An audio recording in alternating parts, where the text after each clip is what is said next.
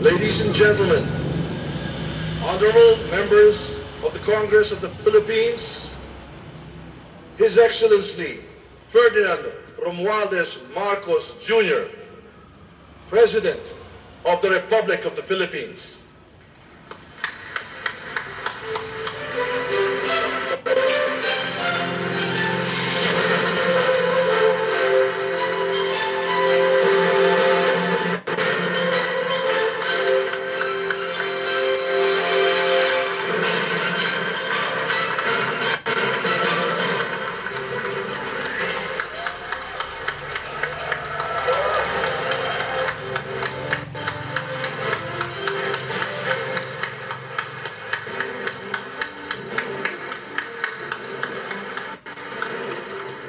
Vice President Sara Zimmerman Duterte, former Presidents Joseph Ejercito Estrada, Gloria Macapagal Arroyo, and Rodrigo Roa Duterte, Senate President Juan Miguel Zubiri, and the honorable members of the Senate, honorable members of the House of Representatives, Chief Justice Alexander Gesmundo, and the Honorable Justices of the Supreme Court, the Apostolic Nuncio, Most Reverend Charles John Brown, and the esteemed members of the Diplomatic Corps,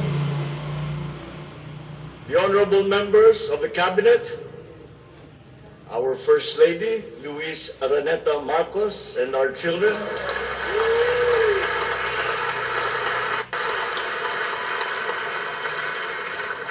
distinguished guests, ang mga minamahal kong mga kababayan, ladies and gentlemen, magandang hapon po sa inyong lahat. I come before you today to address you as it is my duty as President of the Republic. We live in difficult times brought about by some forces of our own making, but certainly also by forces that are beyond our control. But we have, and we will continue to find solutions, and these are some of them. In terms of the economy, we will implement a sound fiscal management. Tax administration reforms will be in place to increase revenue collection.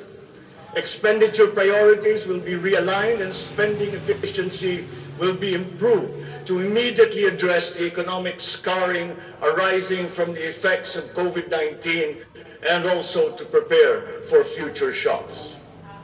Productivity-enhancing investments will be promoted.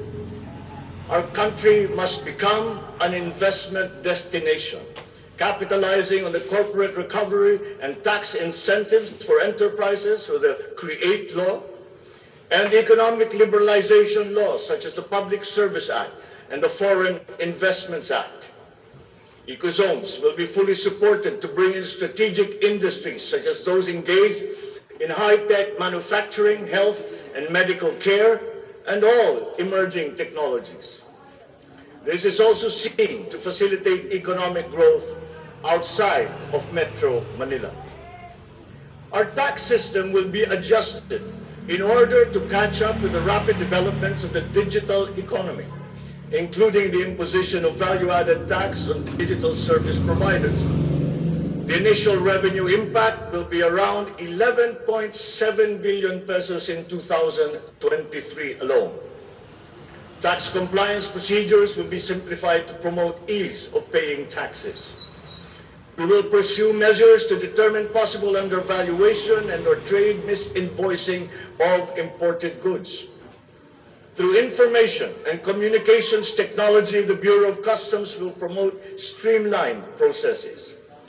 Disbursements for 2022 to 2023 will be maintained at above 20% of gross domestic product, or 4.955 trillion pesos and 5.086 trillion pesos respectively, to ensure continuous implementation of priority programs. From 5.402 trillion pesos, or 20.7% of our GDP in 2024, to 7.712 trillion pesos, or 20.6% of GDP in 2028. The medium-term fiscal strategy of this administration seeks to attain short-term macro-fiscal stability while remaining supportive of the country's economic recovery and to promote medium-term fiscal sustainability. Furthermore, and more, fiscal policy aims to bring together the national government's resources so that these are mobilized and utilized in order to gain the maximum benefit for our economy. Measurable medium-term macroeconomic and fiscal objectives include the following headline numbers. These are based on forecasts that are consistent with the guiding principles of coherence of strategies and fiscal sustainability. 6.5 to 7.5% real gross domestic product growth in 2022. 6.5 to 8% real GDP growth annually between 2023 and 2028. 9% or single-digit poverty rate by 2028.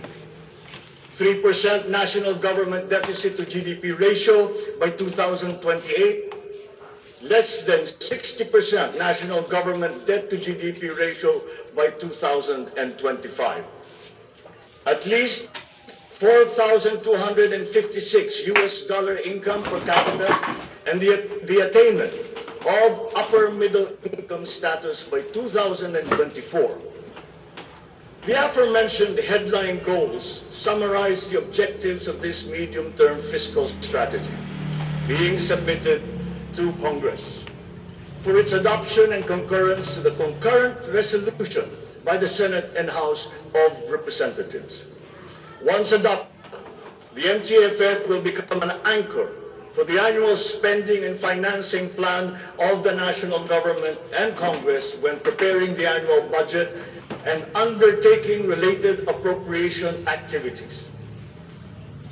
It is therefore a forward-looking document that extends beyond the traditional 3-year horizon to reach 6 years, coinciding with the 6-year coverage of the Philippine Development Plan 2023 to 2028. The MTFF also promotes transparency and credible commitment to pursue the indicated social macroeconomic goals that optimize the government budget. Medium-term growth targets and the assumptions regarding key macroeconomic variables underpin the medium-term fiscal plan. The recent past and the COVID-19 pandemic has beset the macroeconomic environment with challenges and a series of external shocks. In recent months, due largely to significant increases in international prices of oil and other key commodities. Still, the economic growth momentum remains firm, as demonstrated by the strong 2022 first quarter GDP growth at 8.3%. However, the recovery process from the impact of the pandemic is still ongoing, amid elevated uncertainty in the international economic environment. Revisions in the macroeconomic assumptions incorporate these challenges and most recent economic developments, leading to upward adjustments in the following: inflation rate for 2022 to 2023, foreign exchange rate for 2023 to 2025, and goods and services imports growth for 2022. The economy is expected to grow by 6.5 to 7.5% this year as we continue to reopen the economy while considering the recent external developments. In the first quarter alone, GDP saw an increase in household consumption and private investments, along with a robust manufacturing industry, high vaccination rate, improved healthcare capacity, and an upward trend in tourism and employment. This is expected to continue for the rest of the year. The strong economic growth is projected to be sustained and expanded further to 6.5 to 8% from 2023 until 2028. The average inflation for 2022 is projected to range from 4.5 to 5.5%, following the uptick in fuel and food prices as a result of the ongoing Russia-Ukraine conflict and the disrupted supply chains. It is slightly adjusted to 2.5 to 4.5% in 2023 and is seen to return to the target range of 2.0 to 4.0% by 2024 until 2028. Dubai crude oil price is expected to settle at 90 to 110 US dollars per barrel in 2022, 80 to 100 US dollars per barrel in 2023, and 70 to 90 US dollars per barrel from 2024 onwards, as oil supply is expected to catch up and stabilize over the medium term. The Philippine peso is projected to average between 51 to 53 pesos per US dollar in 2022 and 51 to 55 pesos per US dollar from 2023 onwards, due to aggressive monetary policy tightening by the US Federal Reserve, market aversion amid the Russian-Ukraine conflict, and again, increased global oil prices. Lastly, exports of goods are expected to grow by 7% in 2022 and 6% from 2023 to 2028. On the other hand, imports of goods are projected to grow 6% in 2023 and 8% from 2024 to 2028. I have instructed the NEDA to coordinate with other agencies and work on the Philippine Development Plan for 2023 to 28 and to submit to me the complete blueprint and progress of its implementation not later than year-end. One of the main drivers of our push for growth and employment will be in the agricultural sector. With regard to food supply, we are confronted by a two-pronged problem: that which will hit us in the short term and that which will hit us in the long term. Tayo ay nakaharap sa mga problemang kagyat nating mararamdaman at mga hamong pangmatagalan. Ang mga suliraning agarang mararamdaman ng ating mga kababayan ay ang posibilidad ng tuloy-tuloy na pagsipa ng presyo ng pagkain at kakulangan sa supply ng ating pagkain. Upang masuportahan ang mabimili para mapanatili ang kanilang purchasing power o kapangyarihan sa pagbili, isinapinal ng Department of Agriculture ang planong taasan ang produksyon sa susunod na panahon ng pagtanim o planting season sa pamamagitan ng tulong pinansyal at teknikal. Magbibigay tayo ng pautang habang mas ilalapit natin sa sektor ng agrikultura ang hindi gaanong mahal na farm inputs na bibilhin na ng bulto ng gobyerno. Kabilang dito ang abono, pestisidyo, mga punla, feeds, fuel subsidy at ayuda para sa mga karapat-dapat na benepisyaryo. Para sa pangmatagalang solusyon, itataas natin ang produksyon ng mga kalakal at produktong pang-agrikultura. At para magawa ito, pagtitibayan natin ang tinatawag na value chain na nagsisimula sa mga magsasaka hanggang sa mga namimili. May mga bahagi ng value chain na sa ngayon ay kanya-kanya ang operasyon. Pagtibayin natin ang koordinasyon ng iba't ibang bahagi nito. Ang pagsasaliksik para sa mga makabagong paraan at ng pagtatanim at pag-aalaga ng hayop ay mas susing gagabayan ng Department of Agriculture. Ang produksyon ng farm inputs o mga kakailanganin ng mga magsasaka sa pagpapalago ng kanilang sakahan ay ating iaayon sa mga hamong dala ng climate change at global warming.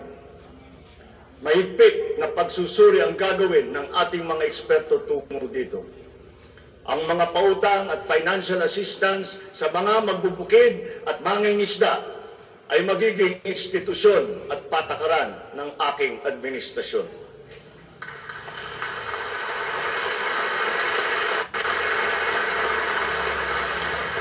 Ipapaprioridad natin ang modernisasyon ng mga makabagong teknolohiya para sa ating mga magsasaka. Atin palalawakin ang mga palaisdaan, babuyan at manukan.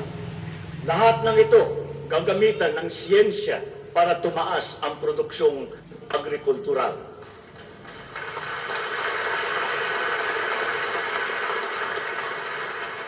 Maging ang post-production at processing ay susuportahan ng pamahalaan. Gagawa tayo ng network, national network, ng farm-to-market road upang mas mabilis na mailakbay ng mga magsasaka ang kanilang mga produkto sa mga pamilihan. At gagawa tayo ng mga paraan upang maramdaman ng mga mamimili ang pagluluwag ng presyo ng mga produktong pagkain sa kayang halaga, gaya ng muling pagbubuhay ng mga Kadiwa Center. Hindi ito magagawa sa isang araw. Hindi magagawa sa isang buwan o isang taon lamang. Ngunit, kailangan na natin simulaan ngayon.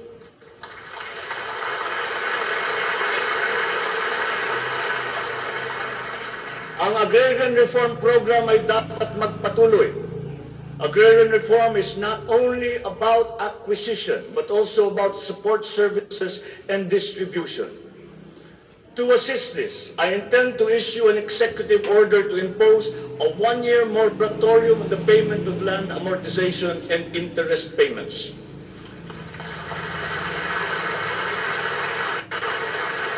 This is included in Republic Act number 11469 or the Bayanihan to Heal as One Act. A moratorium will give the farmers the ability to channel the resources in developing their farms, maximizing their capacity to produce and propel the growth of our economy.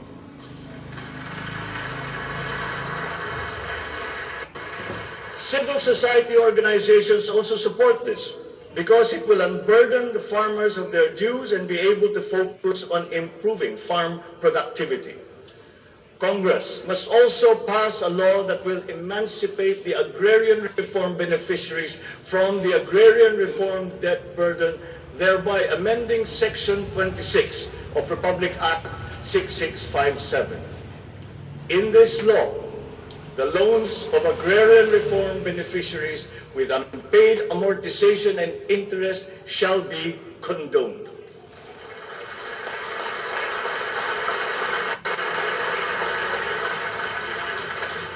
Layunin ng batas na ito ay burahin ang hindi mabayarang utang ng ating mga magsasaka na benepisyaryo ng agrarian reform.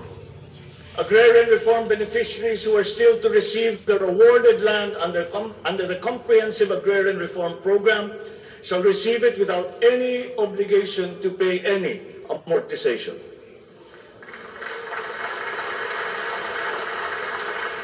The condonation of the existing agrarian reform loan will cover the amount of 58.125 billion pesos thousand agrarian reform beneficiaries and involving a total of 1.18 million hectares of awarded lands.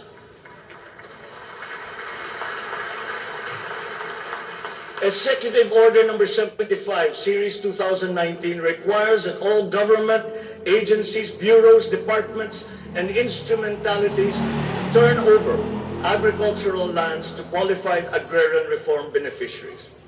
At present, we have a total of 52,000 hectares of unused agricultural lands of the government, which shall now be used for distribution to the following sectors in accordance with Section 40 of the Republic Act number 6657 as amended. Thus, landless war veterans, landless surviving spouse and orphans of war veterans, landless retirees of the Armed Forces of the Philippines and the Philippine National Police. Agricultural lands acquired under this program will be given to graduates of college degrees in agriculture who are landless.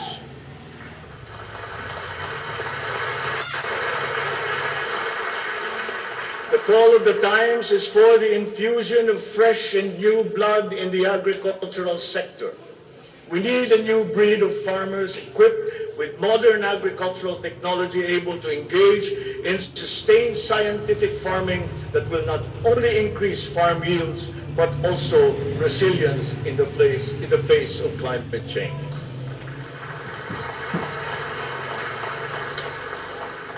They say that each brand has a story. As for the Filipino brand, ours is deeply rooted in our rich cultural heritage, and the tourism sector plays an invaluable role in the promotion of the Filipino brand. Tourism is not only an important economic development tool, but the abundance of opportunities that the sector creates in terms of regular employment and even job creation at the grassroots level is undeniable.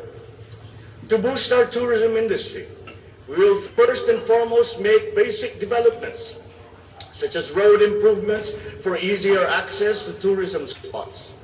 We will also upgrade our airports and create more international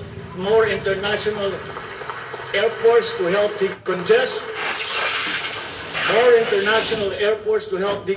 the bottleneck in the Manila airport.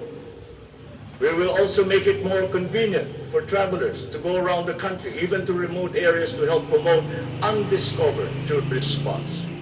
This program will be led by the Department of Tourism together with the Department of Public Works and Highways.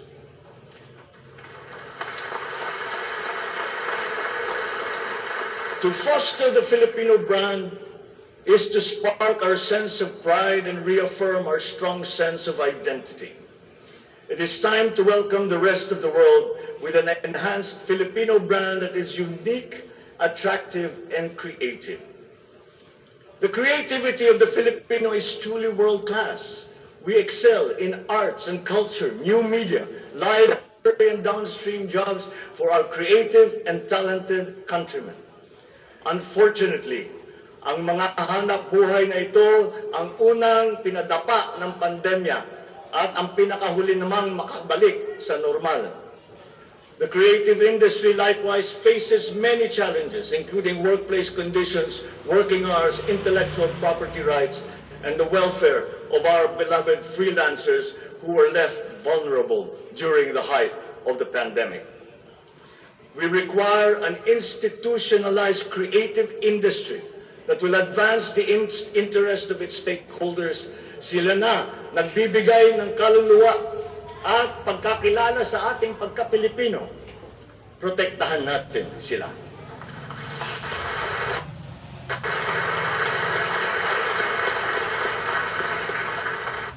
The Department of Social Welfare and Development has a large part to play in all of this. Magpapatuloy ang ating pagkalinga sa ating mga kababayan na lubos na nangangailangan. Hindi po natin sila pababayaan. Mangunguna sa pag-aagapay sa kanila ang Department of Social Welfare and Development. Utos ko sa DSWD ang tugon sa pangangailangan ng mga biktima ng kalamidad at mga iba't ibang krisis. Ang mga field office nila ay inatasan na maagang maglaga ng family food packs at non-food essentials sa mga LGU, bago pa man manalasa ang anumang kalamidad. Magdadagdag tayo ng mga operation center, warehouse at imbakan ng relief goods, lalo na sa mga malalayong lugar na mahirap marating. Titiyakin natin na maayos ang koordinasyon ng DSWD at Department of Human Settlements and Urban Development nang sa ganon madali ang pagpatupad ng Emergency Shelter Assistance Program para sa mga biktima ng kahit anong kalamidad.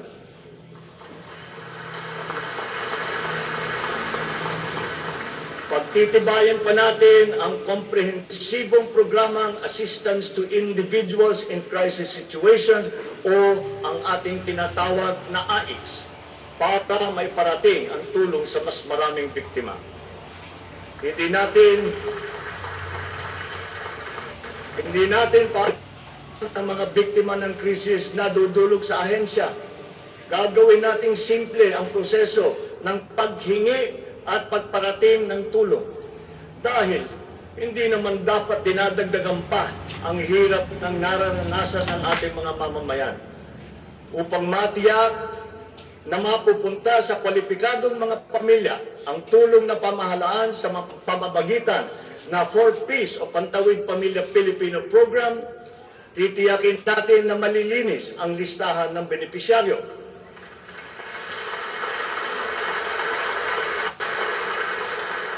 Higit na sa 1 milyong pangalan na ang nakapag-graduate na sa listahan. At nagagalak akong mabatid na sila ay nakakatayo na.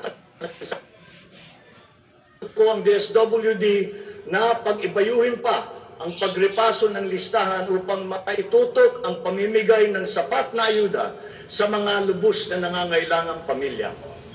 Magpapatuloy ang supplemental feeding program para sa mga bata sa Child Development Centers at Supervised Neighborhood Play at lalo pa nating palalawakin sa taong 2023.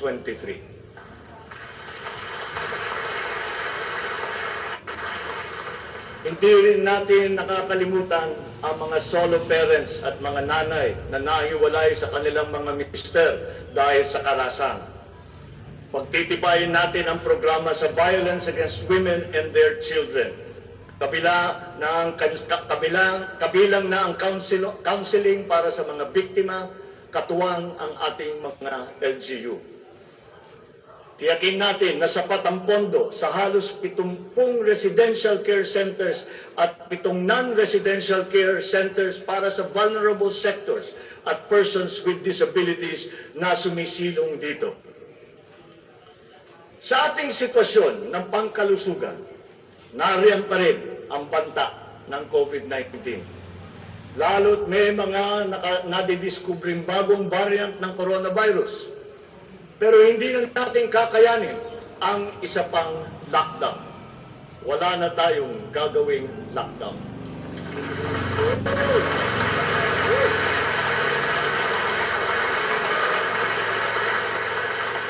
Dapat natin balansehin ng maayos ang kalusugan at kapakanan ng ating mga mamamayan sa isang banda at ang ekonomiya naman sa kabilang banda. Nakikipag ang iba't ibang ahensya ng pamahalaan sa pag-monitor sa mga COVID-19 hospital admission upang makatiyak tayo na may sapat na kapasidad ang ating healthcare system at maiwasan ang pagsipa ng bilang ng nagkakasakit. Patuloy din ang ating vaccine booster rollout para sa ating pangkalahatang depensa.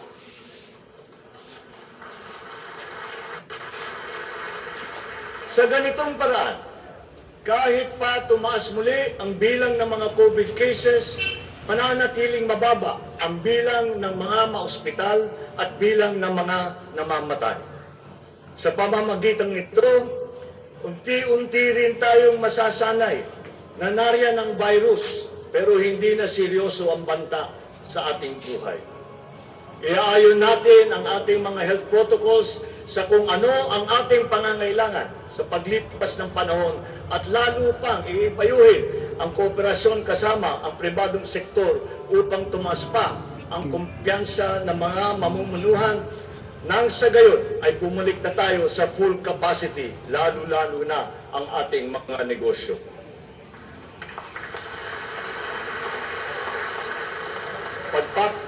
Pagbubutihan pa natin ang pagpapakalat ng tamang impormasyon ukol sa COVID, kasama ang kahalagahan ng bakuna. Sa ngayon, ang alert level system natin. Pinapag-aralan natin ang ibang paraan ng klasifikasyon upang mas babagay sa kasalukuyang sitwasyon, lalong-lalo na sa pagbabago ng COVID. Sa pakikipagtulungan ng Kongreso, itatatag natin ang ating sariling Center for Disease Control and Prevention at ang isang Vaccine Institute.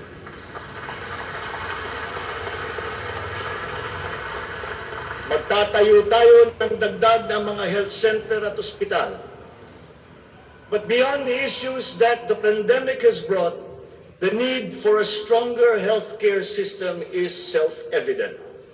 We must bring services, medical services to the people and not wait for them to come to our hospitals and healthcare centers. Napakinabangan natin ng gusto ang malalaking specialty hospital gaya ng Heart Center, Lung Center, Children's Hospital at National Kidney and Transplant Institute. Kaya maliwanag na hindi lang dapat dito sa National Capital Region kundi maging sa ibang parte ng bansa.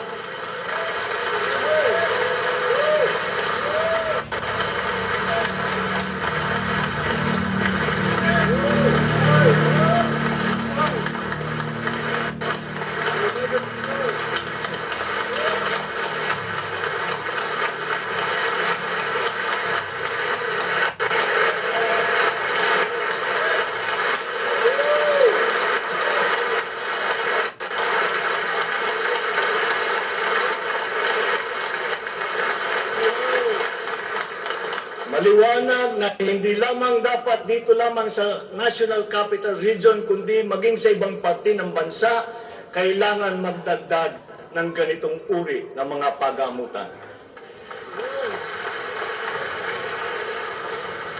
Bukod dito, upang mailapit natin ang healthcare system sa taong bayan, nang hindi sila kailangan pumunta sa sentro ng kanilang bayan, lalawigan o region, ay maglalagay tayo ng mga clinic, mga RHU, na pupuntahan ng mga doktor, nurse, midwife, medtech, 1 beses, 2 beses sa 1 linggo. Nang sa ganun, magiging mas madali sa may karamdaman na magpapagamot ng hindi na kailangan magbiyahe ng malayo.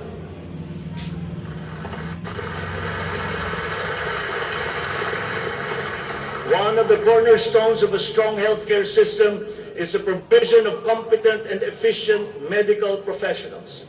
We will exert all efforts to improve the welfare of our doctors, our nurses, and other medical frontliners.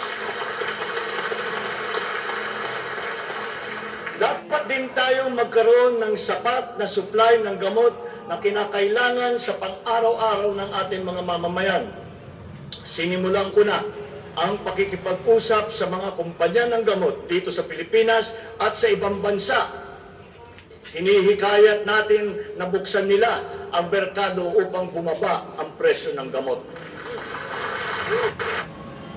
At halimbawa, kung mas marami ang mas murang generic o hindi branded na gamot sa merkado, mas bababa rin ang presyo dahil sa kompetisyon.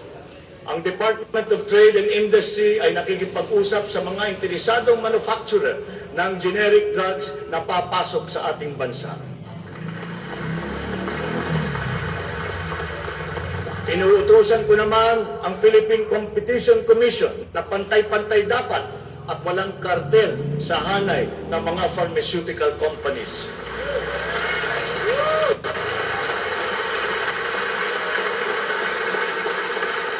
Dahil kapag bukas ang merkado, bababa ang presyo ng gamot para mapakinabangan ng ating mga mamamayan.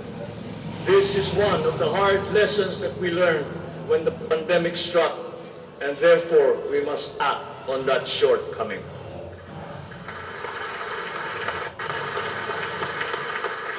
In the educational sector, I believe it is time for our children to return to full face-to-face classes once again.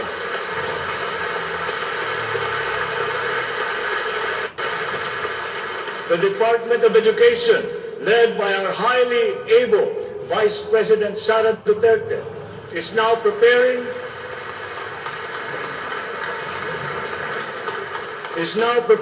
for its implementation in the upcoming school year, with utmost consideration for the safety of students as we are still in the middle of the COVID-19 pandemic. We must ensure that our classrooms are safe for teachers, for students, and the entire academic community when they return to face-to-face classes.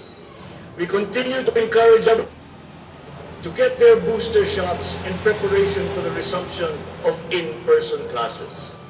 This is one of the reasons I have directed the Department of Health and the Department of Interior and Local Government to undertake another rollout of booster shots.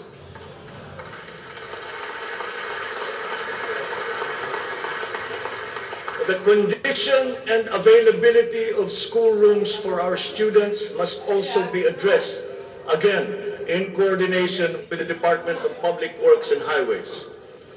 Though some complications have arisen over the question of repair of school buildings in relation to the Mandanas-Garcia ruling, this will be ironed out. We have been in discussion with local government leaders, governors, and mayors in the last few weeks to determine with the LGUs what is actually practicable, what functions belong to the LGUs, and what belong to the national government.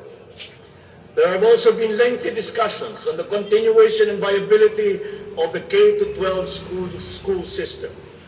We are giving this careful review, and all necessary inputs and points of view are now being considered. In the longer term, we are instituting a program of refresher courses that can stay abreast of the rapid growth in technology, especially in this post-pandemic world. As for the horror stories that we have heard about the poor quality of educational materials and supplies that are being given to our schools, this must end.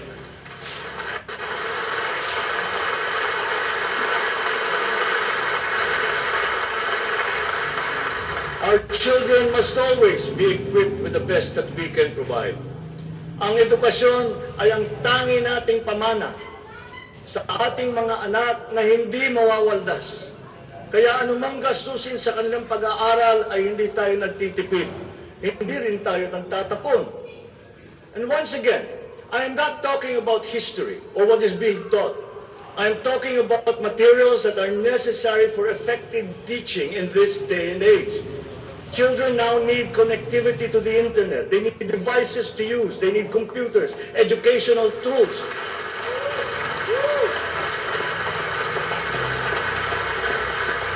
So that they might participate fully in the digital community here and abroad.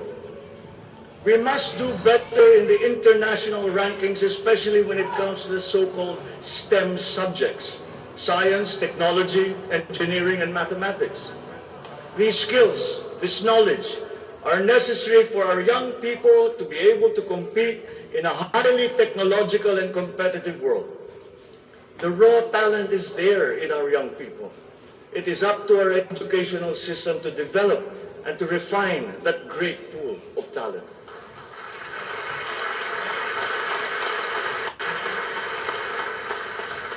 Foreign employers have always favored Filipino employees because of our command of the English language.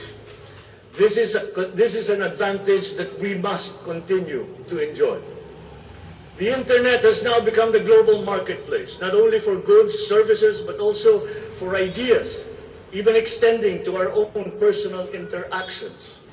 And the language of the internet, for better or for worse, is English. Therefore, the question of our medium of instruction must be continuously re-examined to maintain that advantage that we have established as an English-speaking people.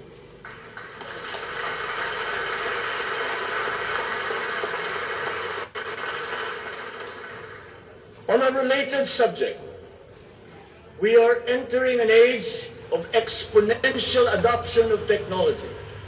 It is the fourth industrial revolution. This will be characterized by the infusion of technology into almost every facet of our lives.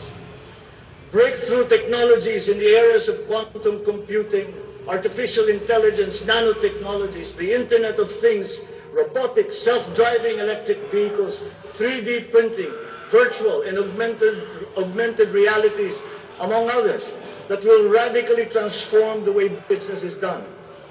The scale and the speed at which these innovations are introduced universally into our everyday life is indented in our recorded history. We cannot stand idly by. The mission of our Department of Information and Communications Technology is to identify and utilize these innovations to improve governance.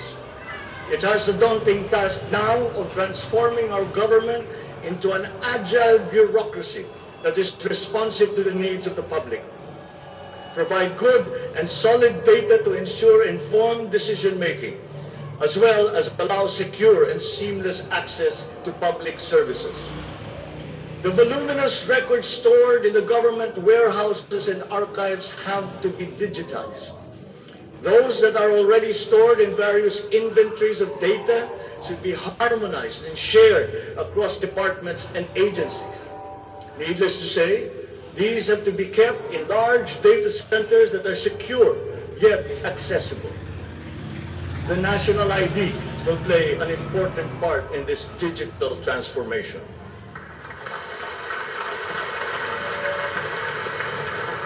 For citizens to be able to seamlessly transact with government, their identity must be easily verifiable. We expect to issue 30 million physical IDs and 20 million digital IDs by the end of this year. The target is to accomplish the issuance of about 90 IDs by the middle of next year. As the world moves into rapid digitalization, the digital divide will become more pronounced. The depth and breadth at which these technologies will be transformative in our lives is fully expected. This will open new opportunities for the creation of wealth, but will also likely create inequalities. Hence, universal connectivity will be a vital component in order to ensure that no citizen is left behind.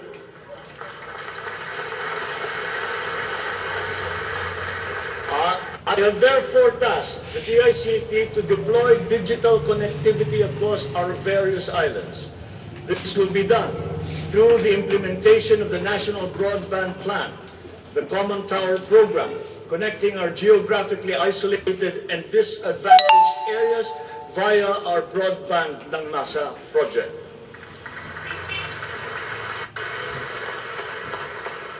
All relevant modes of digital transport should be utilized.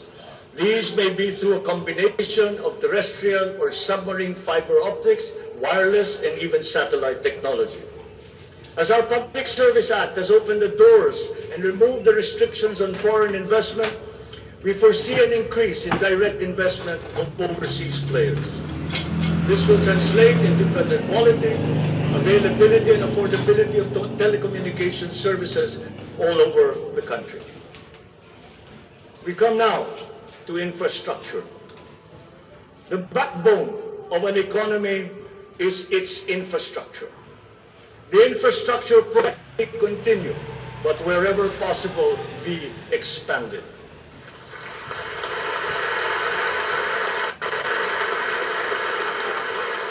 We shall confidently build on this firm foundation established by my predecessor, as it is in building an edifice.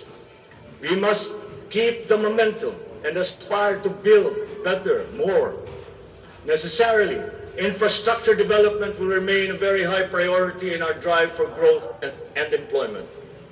Once again, I will not suspend any of the ongoing projects, as those have already been shown to be of benefit to the public that they serve.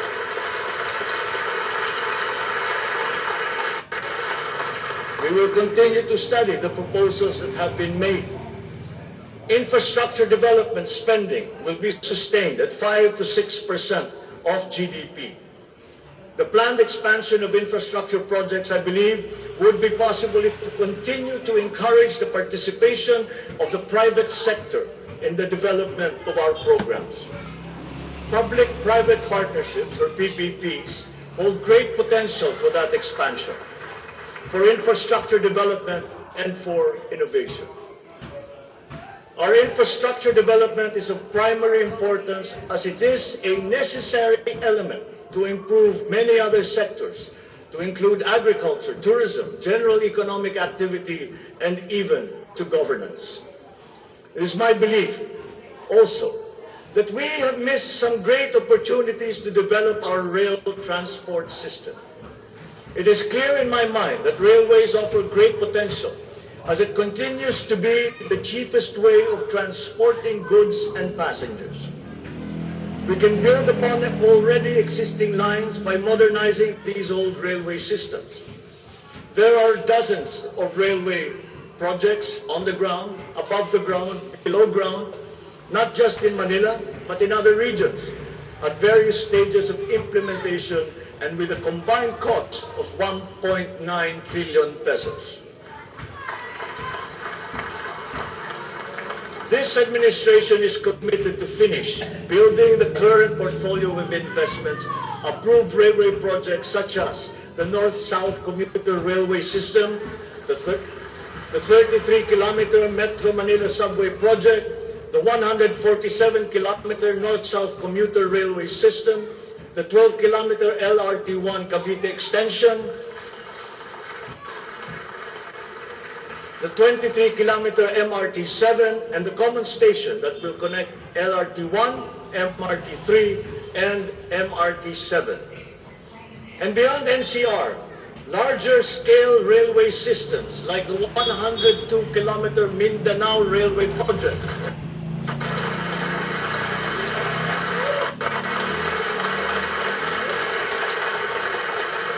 the Panay Railway Project, and the Cebu Railway System will be integrated as a vital part of our transport and communication system.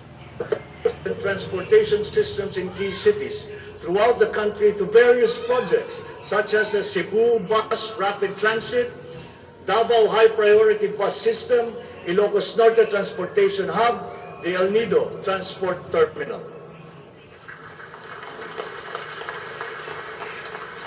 My order to the Department of Transportation, or DOTR, is really very simple.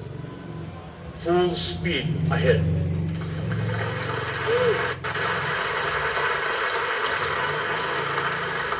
Improving our railway system, along with modernizing existing airports and seaports, will maximize our strategic location in the Pacific and connect our many islands.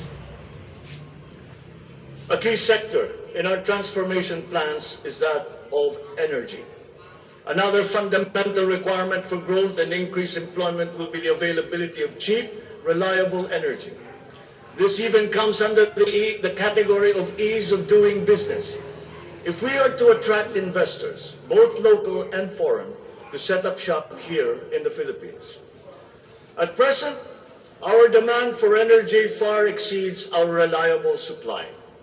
We must increase the level of energy production. We must look at every possible option that would be appropriate for the Philippine situation.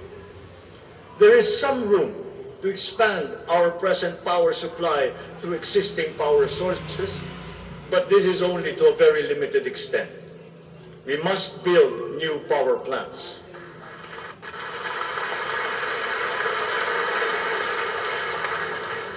We must take advantage of all the best technology that is now available, especially in the areas of renewable energy.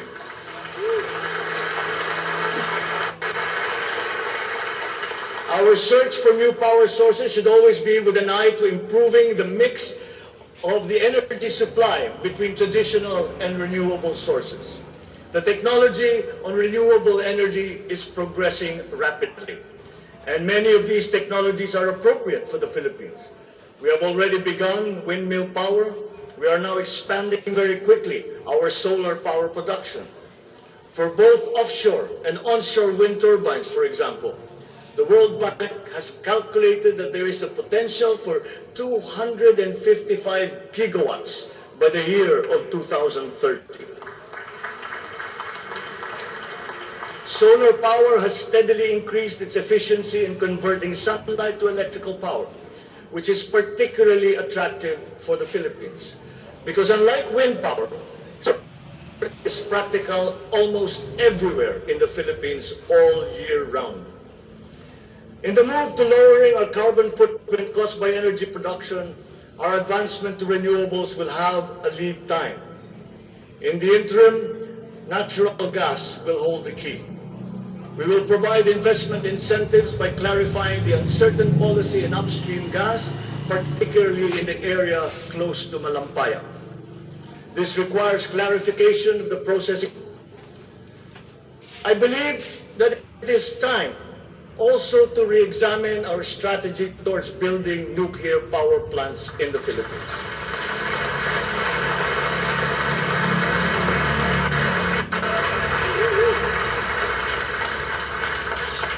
We will comply, of course, with the International Atomic Energy Agency regulations for nuclear power plants as they have been strengthened after Fukushima. In the area of nuclear power, there have been new technologies developed that allow smaller-scale modular nuclear plants and other derivations thereof. Once again, PPPs will play a part in support as funding in this period is limited. Furthermore, we must examine the entire system of transmission and distribution for the purpose of finding ways to lower the price of energy to the consumer and to industry. We must expand the network of our transmission lines while examining schemes to improve the operation of our electrical cooperatives. All this in aid of reducing energy costs, especially but not limited to households. All this impetus for development and growth we undertake within the context of accelerating climate change and extreme weather conditions. Though we are a minor contributor to climate change globally, we have the unfortunate distinction of being one of the most vulnerable countries to the effects of climate change. For the welfare of our people, it is incumbent upon us to alleviate the effects of that vulnerability. The use of renewable energy is at the top of our climate agenda. We will increase our use of renewable energy sources such as hydropower, geothermal power, solar, and wind. Geographically, we are a disaster-prone country. Capacity building for our natural disaster resiliency is therefore a must. Investment in science and technology is imperative to enable us to have accurate weather forecasts and on-time disaster alerts. Studies show that already now, many areas in the Philippines are at high risk from the rise in sea levels brought about by the increase in global temperature. We must adapt to this phenomenon with disaster-proof planning for our communities. We will into the precarious fresh water supply situation in the country, especially in our urban areas. Many of our water supply systems date back to the 1950s, and they must now be rehabilitated and improved. I've instructed the DNR, together with the DPWH, to explore possible partnerships with the private sector to address this crucial situation. The Philippines has excellent laws on the environment, but we have to guarantee that these laws are properly enforced. And this will require a great deal of coordination and cooperation with consumers. Companies who exploit our natural resources must follow the law. We all have the responsibility to preserve this earth, for we are but custodians and we will pass on this great treasure to future generations.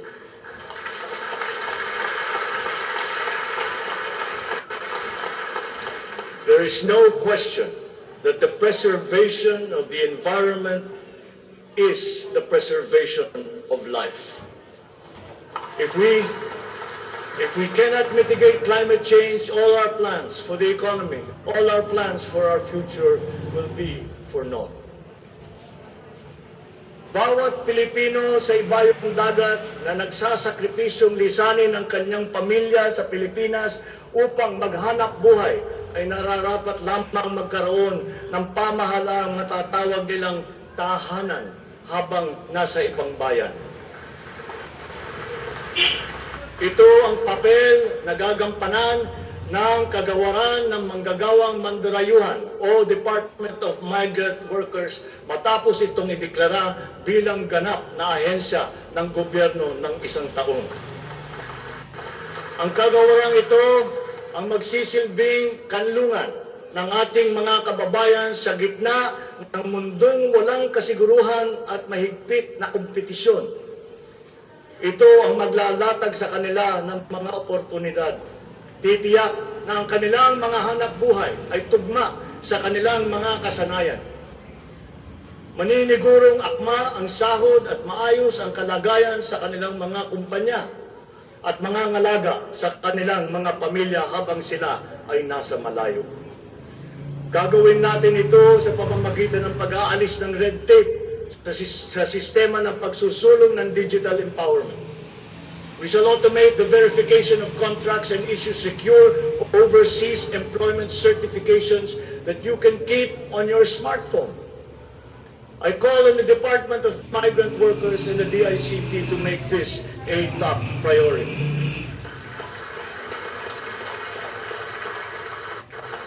Tinatawagan ko rin ang Department of Foreign Affairs na makipagtulungan sa Department of Migrant Workers na tiyakin ang lahat ng mga diplomatic post ay tutulong na agaran maibalik sa trabaho ang mga ating mga overseas Filipino workers na nawalan ng hanap buhay nitong nakalipas na ilang taon. Mula sa 3 buwan ay gagawin na lang nating 3 linggo para sa isang dayuhang employer na iproseso ang mga papeles ng Pilipinas, ng Pilipinong nais nitong kunin bilang empleyado. Aatasan din natin ang kagawaran ng gawing simple, ang komplikadong handbook ng mga tuntunin at regulasyon para sa mga OFW. Nang sa gayon ay maging maalwan ang mga transaksyon may kinalaman sa kanilang pangingibang bansa. Mula sa handbook na may 2 ay gagawin nating pamphlet na lamang na hindi hihigit sa 100 pahina. Mahirap na nga ang buhay. Kaya naman, ayaw pa natin makita lalo pang nahihirapan ang ating mga manggagawang mandarayuhan sa pagtupad sa kanilang mga pangarap. Para sa mga kababayan nating naiipit sa kaguluhan, inaabuso at nanganganib ang buhay, ikinagagalap kong sa ilalim ng aking pamumuno ay ilulunsad natin ang One Repatriation Command Center o ORCC. Ilalaan natin ang isang social media platform ng Department of Migrant Workers at ang hotline upang matulungan agad at maligtas sila mula sa mas higit na kapahamakan. Noon, nangungutang pa ang isang ina ng bawat OFW upang sumakay ng barko para pumunta sa Maynila at mangatok sa iba't ibang ahensya para mapauwi ang anak na inaapi. Ngayon, kami na ang tatawag sa mga magulang ng OFW para sabihin sa kanila ang petsa kung kailan yakap at makakapiling ang kanilang mga anak.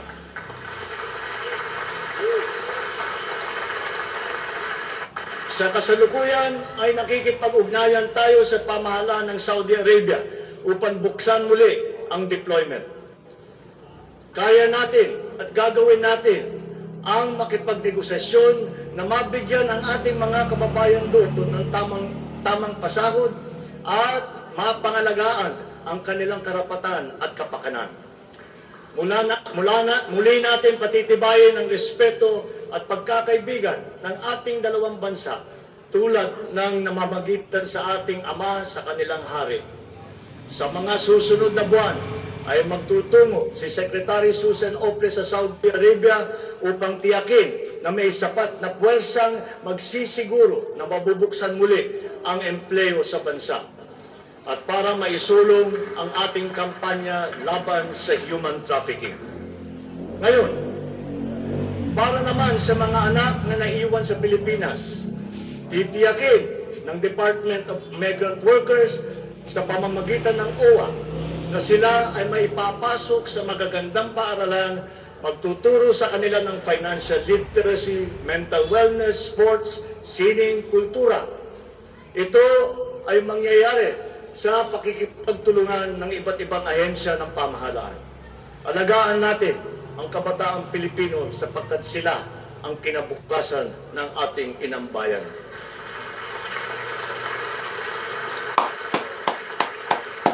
Sa ating mga kababayan na nasa ibang bansa, you deserve a home in government, not only for the money that you send home, but you are not cold tools of the economy.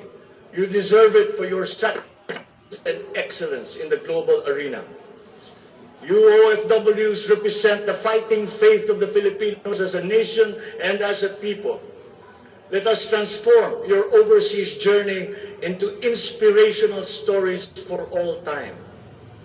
Thanks to you, our dear legislators, and of course to the man every OFW now refers to as their tatay, President Rodrigo Duterte.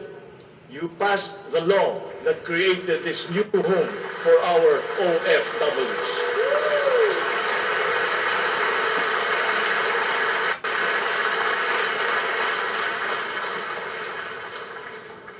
On the area of foreign policy, I will not preside over any process that will abandon even 1 square inch of territory of the Republic of the Philippines to any foreign power.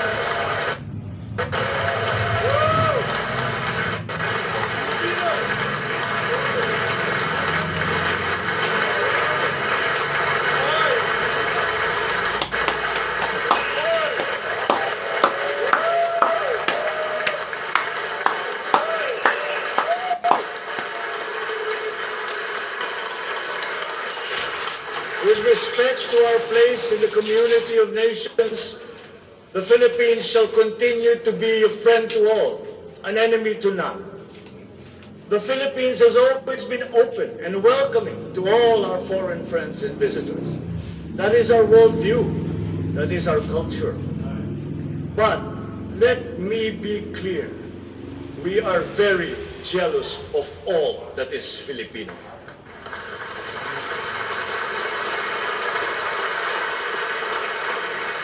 We will be a good neighbor, always looking for ways to collaborate and cooperate with the end goal of mutually beneficial outcomes.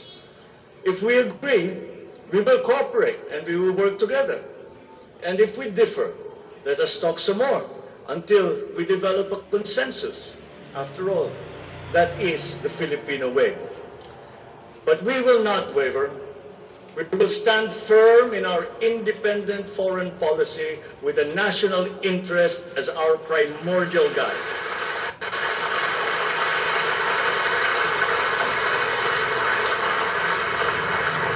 We commit to maintaining good relations with the rest of the world. As a matter of fact, it is my sincere belief that the need for strong bonds and collaboration among nations emerges in the direst of times, such as in a pandemic. The partnerships and alliances that we make with all will provide stability that all nations will need as we emerge into this new global economy. The Philippines will continue to promote stronger and multifaceted relationships with all our partners around the world.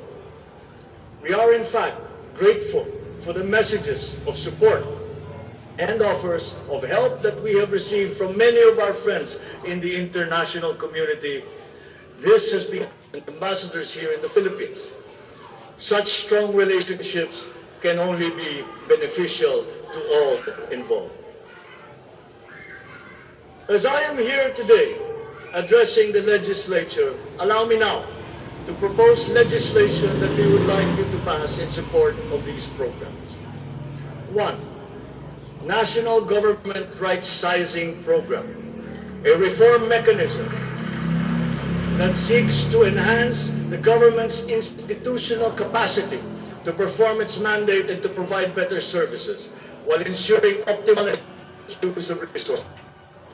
Compared to previous government reorganization efforts, the NGRP will entail a comprehensive strategic review of the functions, operations, organization, system, and processes of the different agencies, and massive and transformational initiatives in agencies concerned, such as mergers, consolidations, splitting, transfer, and even the abolition of some offices. The right-sizing efforts will also involve the conduct of a comprehensive strategic review of functions, programs, and projects that will cut across various agencies. Number two, a budget modernization bill. This seeks to institutionalize a cash-based budgeting system under Executive Order number 91, Series 2019, to strengthen fiscal discipline in the allocation and use of budget resources by ensuring that every peso budgeted by the government would lead to the actual delivery of programs and projects. The full implementation of the CBS is timely and vital as the government executes response and recovery plans post-pandemic. Number three, Tax Package 3 Valuation Reform Bill.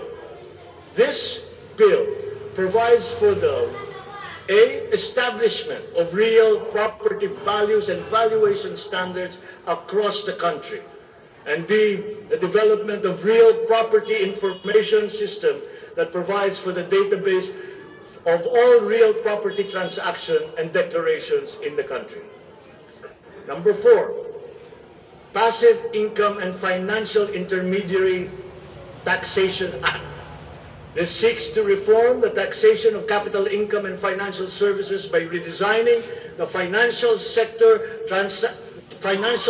taxation into simpler, fairer, more efficient, and a revenue-neutral tax system. It also represents to adopt a regionally competitive tax system. Number five, E-Government Act, which provides for the establishment of the E-Government Master Plan, which shall cover all e-government services and processes. Number six, the Internet Transaction Act, or e-commerce law, which aims to establish an effective regulation of commercial activities through the Internet or electronic means to ensure that consumer rights and data privacy are protected, innovation is encouraged, fair advertising practices and competition are promoted. Intellectual property rights are protected, and product standards and safety are observed. Number seven, government financial institutions unified initiatives to distressed entities